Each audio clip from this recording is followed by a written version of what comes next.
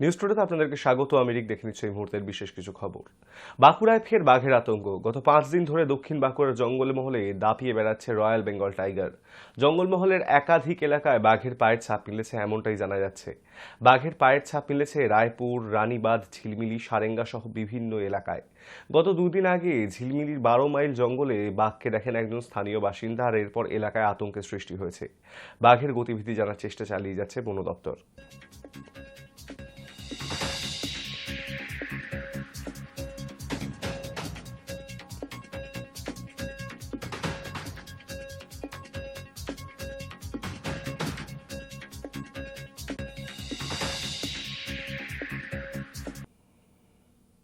কলকাতা আন্তর্জাতিক বইমেলা উপলক্ষে চলবে বিশেষ বাস পরিষেবা। 28 জানুয়ারি অর্থাৎ মঙ্গলবার থেকে মেলা চলবে 9 ফেব্রুয়ারি পর্যন্ত। আর বইমেলায় যাতায়াতের সুবিধার্থে অন্যান্য বছরের মতন এবারও বিশেষ বাস চালাবে পরিবহন দপ্তর। বই প্রেমীদের জন্য সুখবর, শহরে শুরু হয়েছে বইয়ের উৎসব। 48তম আন্তর্জাতিক কলকাতা পুস্তক মেলা বসেছে সল্টলেকের সেন্ট্রাল পার্কে। 28 জানুয়ারি অর্থাৎ মঙ্গলবার থেকে মেলা চলবে 9 ফেব্রুয়ারি পর্যন্ত। আর বই মেলায় যাতায়াতের সুবিধার্থে অন্যান্য বছরের মতো এবারও বিশেষ বাস চালাবে পরিবহন দফতর। বিজ্ঞপ্তি দিয়ে জানানো হয়েছে, কলকাতা ও সংলগ্ন জেলাগুলি থেকে একাধিক রুটে চলবে বিশেষ বাস, যার গন্তব্য করুণাময়ী অর্থাৎ বইমেলা প্রাঙ্গণ। দুপুর 12টা থেকে রাত 8টা পর্যন্ত চলবে বাস। যতদিন বইমেলা চলবে ততদিন অর্থাৎ 9 ফেব্রুয়ারি পর্যন্ত এই বাস পাবেন বইমেলা যাতায়াতকারীরা। তবে ছুটির দিন ব্যতিক্রম, ওই দিনগুলিতে বাড়তি পরিষেবা মিলবে না। সেন্ট্রাল পার্কের পাশেই করুণাময়ী বাস টার্মিনাস। বিভিন্ন জায়গা থেকে সেখানেই বইমেলাগামী বাসগুলি থামবে। আবার করুণাময়ী থেকে শহরের বিভিন্ন রুটে পৌঁছে যাবে বিশেষ বাস। পরিবহন দফতরের বিজ্ঞপ্তিতে জানানো হয়েছে, এই পরিষেবার জন্য অতিরিক্ত কর্মী অফিসারদের বাড়তি দায়িত্ব দেওয়া হয়েছে। নামানো হচ্ছে বাড়তি 3টি এসি বাসও। এছাড়া সরকারি বাসের সংখ্যাও বাড়ানো হয়েছে।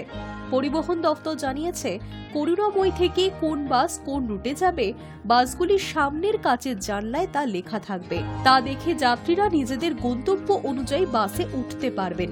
সব মিলিয়ে শুধু অতিরিক্ত বাস চালানোই নয়, সুষ্ঠুভাবে বইমেলা 13 দিন ধরে যাত্রীদের পরিষেবা দেওয়া যায়, তার জন্য প্রস্তুত দপ্তরের কর্মী এবং আধিকারিকেরাও।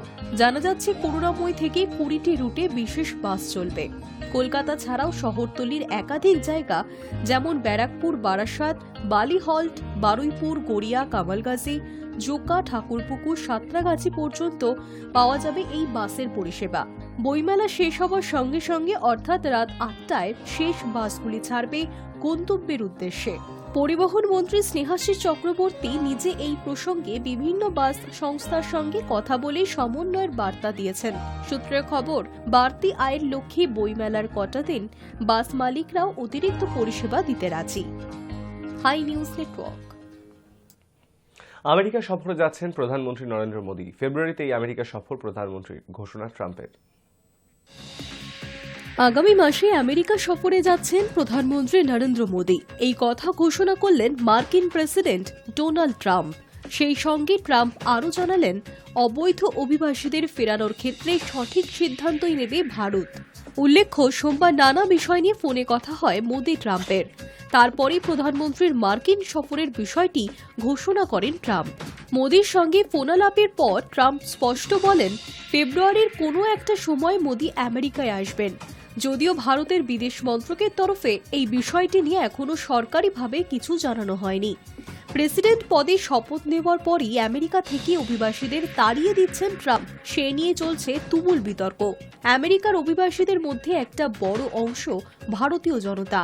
সেই নিয়ে প্রশ্ন করা হলে ট্রাম্প বলেন, অভিবাসন নিয়ে কথা হয়েছে মোদীর সঙ্গে। অভিবাসীদের ফেরানোর ক্ষেত্রে ভারত সঠিক পদক্ষেপই করবে। উল্লেখ্য, আমেরিকা থেকে ফেরত পাঠানো অভিবাসীদের গ্রহণ করতে রাজি হয়নি কলম্বিয়া। তার জেরে কলম্বিয়ার উপর বিরাট নিষেধাজ্ঞা চাপিয়ে দিয়েছিলেন মার্কিন প্রেসিডেন্ট। ট্রাম্পের সঙ্গে ফোনে কথা বলার বিষয়টি নিজেই এক্স হ্যান্ডেলে জানিয়েছেন মোদি। তিনি লিখেছেন, আজ আমেরিকার প্রেসিডেন্ট আমার প্রিয় বন্ধু ডোনাল্ড ট্রাম্পের সঙ্গে ফোনে কথা বলে আমি উচ্ছ্বসিত। দ্বিতীয়বার ঐতিহাসিক জয়ের জন্য তাকে অভিনন্দন। আমরা পারস্পরিক উপকার ও বিশ্বস্ত অংশীদারিত্বের জন্য প্রতিশ্রুতিবদ্ধ। আমরা আমাদের দেশের জনগণের কল্যাণে এবং বিশ্ব শান্তি, সমৃদ্ধি ও নিরাপত্তার লক্ষ্যে আগামী দিনেও একসঙ্গে কাজ করব। জানা গিয়েছে, বিশ্ব শান্তির পাশাপাশি প্রশান্ত মহাসাগরীয় অঞ্চলের নিরাপত্তা নিয়েও কথা বলেছেন দুই রাষ্ট্রপ্রধান। দ্বিপাক্ষিক বাণিজ্য নিয়ে তাদের মধ্যে আলোচনা হয়েছে। ফোনালাপের পর একটি বিবৃতিও জারি করা হয়েছে হোয়াইট হাউসের তরফে। আগামী দিনে আরও নতুন ক্ষেত্রে দ্বিপাক্ষিক সম্পর্ক গড়ে তোলার বিষয়ে দুই রাষ্ট্রপ্রধানের কথা হয়েছে বলেই জানানো হয়েছে সেই বিবৃতিতে। বিশেষত ভারত আমেরিকার মধ্যে কৌশলগত সম্পর্ক এবং চীনের দাপট রুখতে কোয়াড জোটকে আরও এগিয়ে নিয়ে যেতে চায় দুই রাষ্ট্রপ্রধান। High news network. মহাকুম্ভে এবার পৌঁছলেন পুনম পান্ডে। দেশ বিদেশের বহু তারকা ও রাজনীতিক উপস্থিত থেকেছেন মহাকুম্ভে। সোমবার মুম্বাই বিমানবন্দরে দেখা যায় পুনমকে। বিতর্কে থাকা তার অভ্যেস। এবার মহাকুম্ভের পথে সেই পুনম পান্ডে। দেশ বিদেশের বহু তারকা ও রাজনীতিক উপস্থিত থেকেছেন মহাকুম্ভে। এবার পৌঁছলেন পুনম পান্ডে। সোমবার মুম্বাই বিমানবন্দরে দেখা যায় পুনমকে। সেই সময় ছবি শিকারীদের জানান তিনি মহাকুম্ভে যোগ দিতে চলেছেন। সাধারণত বিতর্কিত বিষয়ের জন্যই খবরে উঠে আসে তার নাম, কিন্তু এবার পুণ্যের সন্ধানে অভিনেত্রী। ছবি শিকারীদের তিনি বলেন, কুম্ভে যাচ্ছি, মহাকুম্ভে। তোমাদের জন্য প্রসাদ নিয়ে আসবো। আর কিছু আনবো তোমাদের জন্য?